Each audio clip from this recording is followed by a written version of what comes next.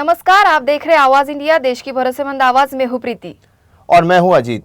आइए एक नजर डालते हैं देश और दुनिया की बड़ी खबरों पर। प्रधानमंत्री नरेंद्र मोदी आज गुजरात के भावनगर में हैं, जहां उन्होंने समुद्र से समृद्धि कार्यक्रम में हिस्सा लिया और 34,200 करोड़ रुपए से ज्यादा की कई विकास परियोजना की सौगात दी। मोदी सुबह भावनगर एयरपोर्ट पहुंचे, जहां भारी भीड़ ने उनका जोरदार स्वागत किया।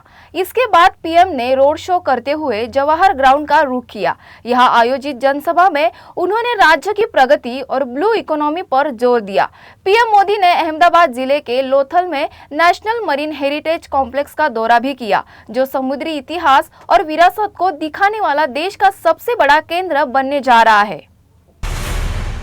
चुनाव आयोग ने निष्क्रिय राजनीतिक दलों पर बड़ी कार्रवाई की है। आयोग ने उन 474 गैर मान्यता प्राप्त राजनीतिक पार्टियों को सूची से हटा दिया, जिन्होंने पिछले 6 वर्ष में एक भी चुनाव नहीं लड़ा और कई नियमों का उल्लंघन किया। इससे पहले 9 अगस्त को पहले चरण में 334 दलों को हटाया जा चुका था, यानी 2 महीने के भीतर कुल 808 दल बाहर किए गए हैं।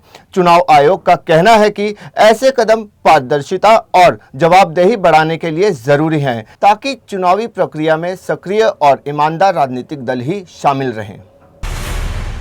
भारत सरकार के इलेक्ट्रॉनिक्स और आईटी मंत्रालय ने इंडिया एआई इम्पैक्ट समिट 2026 का ऐलान किया है। यह सम्मेलन 19 और 20 फरवरी 2026 को दिल्ली के भारत मंडपम में होगा।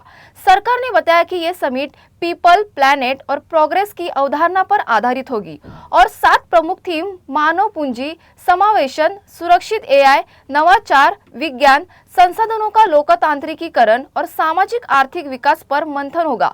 समिट का लोगो भी जारी किया गया है, जिसमें अशोक चक्र और न्यूरल नेटवर्क का संगम भारतीय मूल्य और तकनीक को जोड़ता है। सरकार 30 नए इंडिया एआई डेटा लैब्स और 13,500 स्कॉलर्स के लिए फेलोशिप प्रोग्राम शुरू करेगी, जिससे भारत को वैश्विक एआई लीडरशिप की दिशा में मजबूती मिलेगी।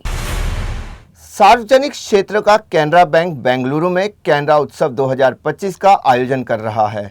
एमजी रोड स्थित रंगोली मेट्रो आर्ट सेंटर में 19 से 21 सितंबर तक चलने वाला ये उत्सव भारतीय संस्कृति को बढ़ावा देने और महिला सशक्तिकरण पर फोकस करता है। यहाँ लोकल कारीगरों और स्व सहायता समूहों को अपने प्रोडक्ट्स बेचने का अवसर दिया गया है। आगंतुक पारंपरिक मिठाइयों, ऑर्गेनिक फूड, पार्टी डेमो और डिजाइनर दियों का आनंद ले सकते हैं।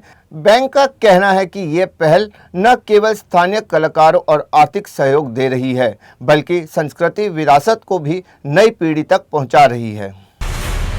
जयपुर की मशहूर ज्वेलरी कंपनी सेवियो ज्वेलर्स ने दुनिया की सबसे अनोखी पीकॉक रिंग तैयार की है, जिसमें सबसे ज्यादा हीरे जड़े हैं। मोर से प्रेरित इस डिजाइन ने गिनीज वर्ल्ड रिकॉर्ड में जगह बनाई है। इसकी कीमत करीब 27 लाख अमेरिकी डॉलर यानी लगभग 24 करोड़ रुपए है। इतनी रकम में गुड़गांव जैसे महंगे शहर में 24 फ्लैट खरीदे जा सकते हैं। खास बात यह है कि कंपनी ने इस अंगूठी को बेचने से मना कर दिया है। ये सिर्फ भारत की ज्वेलरी कला का प्रदर्शन है, जिसने अंतर्राष्ट्रीय मंच पर देश का नाम रोशन किया है। एशिया कप के सुपर 4 स्टेज में भारत और पाकिस्तान एक बार फिर आमने सामने हैं। ग्रुप ए से दोनों टीमें शानदार प्रदर्शन के बाद यहां पहुंची है। ग्रुप टेस्ट में भारत ने अपने सभी 3 मुकाबले जीते थे, जबकि पाकिस्तान को 3 में से 2 में जीत मिली थी और एक मैच भारत से हारा था। अब पाकिस्तान पलटवार करने की तैयारी में है, जबकि भारत फाइनल में जगह पक्की करने के इरादे से मैदान में उतरेगा। मैच को लेकर दोनों देशों के फैंस में जबरदस्त जोश है और स्टेडियम खचाखच भरा रहने की उम्मीद है। दीपिका पादुकोण कल की फिल्म के दूसरे पार्ट में नजर नहीं आएंगी, लेकिन अब उन्होंने बॉलीवुड के किंग शाहरुख खान के साथ अपनी 6ठी फिल्म की शूटिंग शुरू कर दी है। हाल ही में कल की फिल्म को लेकर विवादों ने दीपिका को सुर्खियों में रखा था, पर अब नई फिल्म ने फैंस को उत्साहित कर दिया है। शाहरुख और दीपिका की जोड़ी ने ओम शांति ओम से लेकर पठान तक कई हिट फिल्में दी है। दोनों सितारे एक बार फिर बड़े पर्दे पर धमाल मचाने को तैयार है और फिल्म को लेकर दर्शकों में अभी से रोमांच है। देश और दुनिया की बड़ी खबरों में फिलहाल इतना ही। जुड़े रहिए आवाज इंडिया के साथ, जल्द होगी आपसे फिर मुलाकात। तब तक के लिए नमस्कार।